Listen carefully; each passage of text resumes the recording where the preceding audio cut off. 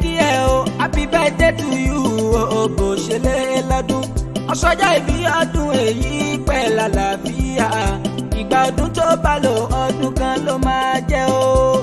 ọlọ́jọ́ ìbí òní a máa kí ẹ happy birthday to you o bó ṣe lé lọ́dún ọ̀ṣọ́jà ìbí ọdún èyí pẹ́ lálàáfíà ìgbà ọdún tó bá lò ọdún kan ló máa jẹ́ o. lẹ́tọ́rà bísímíláì mo bẹ̀rẹ̀ lórúkọ Ọlọ́run o. bísímíláì mo bẹ̀rẹ̀ lórúkọ Ọlọ́run ọmọ ìyá rọ́ọ̀ṣì ẹ̀mí ò iṣẹ́ tún yá. olórin àgbọ̀gbọ́n tínú ó ti wà kọ́ rárá tó bá ti jórin tó dùn tó dẹ̀ tún mọ́ ọgbọ́n wá. àkófẹ́lẹ́ jọra ó ní kẹránṣẹ́ sí àtọmọdé àtàlàgbà orin mi náà ń gbọ́.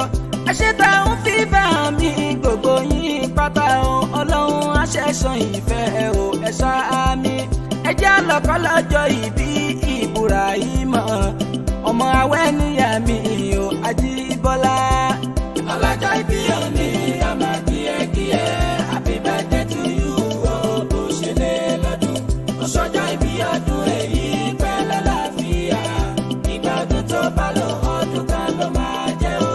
ó ti yá nílùú New York US lamẹ́ríkà ìyẹn ibi tọ́lọ́jọ́ ìbí tòní wá ń gbé. every 14 of March ọjọ́ ìbí Ajíbọ́lá ọlọ́jọ́ ìbí ọjọ́ òní onímọ̀ ìbànújẹ́.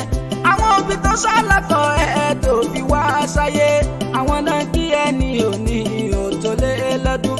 wọ́n tún ṣàdúrà tó pọ̀ fún Ibrahim lọ́lá Kẹ́hìndé gbẹ̀gbọ́n bàbá Fátímọ̀. ọlọ́jọ́ ìbí oníyàn kú ẹ̀mí ẹ̀ yóò gùn ìgúnnugún ìkúlẹ̀wé wà darúgbó. ọlọ́jọ́ ìbí òní a máa kí ẹ happy birthday to you o bó ṣe lé lọ́dún ọ̀ṣọ́jà ìbí ọdún èyí pẹ́ lálàáfíà ìgbà ọdún tó bá lò ọdún kan ló máa jẹ́ o.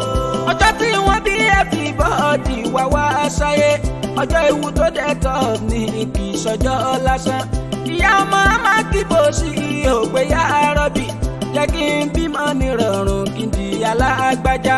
bàbá ọmọ náà ò nílé sinmi a máa wí pé Ọlọ́run jẹ́ ká gbóhùn ìyá àtọmọ tó bá bí. àbímọ náà láyọ̀ ẹ bá wa dúpẹ́ ọmọ tàbí lọ́jọ́ òní kò ní sàn kú. àdàgbà àjúyà ẹ̀ láyé yóò ju bàbá ẹ̀ lọ́la Mẹ́kà Mẹ́dínà o àtàrà wájú. ọlọ́jọ́ ìbí òní a máa kí ẹ happy birthday to you o bó ṣe lé lọ́dún ọ̀ṣọ́jà ìbí ọdún èyí pẹ́ lálàáfíà ìgbà ọdún tó bá lò ọdún kan ló máa jẹ́ o. Ibrahim ọlọ́jọ́ ìbí a máa kí ẹ happy birthday to you o bó ṣe lé lọ́dún ọ̀ṣọ́jà ìbí ọdún èyí pẹ́ lálàáfíà ìgbà ọdún tó bá lò ọdún kan ló máa jẹ́ o. ọlọ́jọ́ ìbí òní a máa kí ẹ happy birthday to you o bó ṣe lé lọ́dún ọ̀ṣọ́jà ìbí ọdún èyí pẹ́ lálàáfíà ìgbà ọdún tó bá lò ọdún kan ló máa jẹ́ o. ọ̀ṣọ́jà ìbí ọdún èyí pẹ́ lálàáfíà ìgbà ọdún tó bá lò ọdún kan ló máa jẹ́ o. happy birthday to you Ibrahim ìgbà ọdún tó bá lò ọdún kan ló máa jẹ́ o.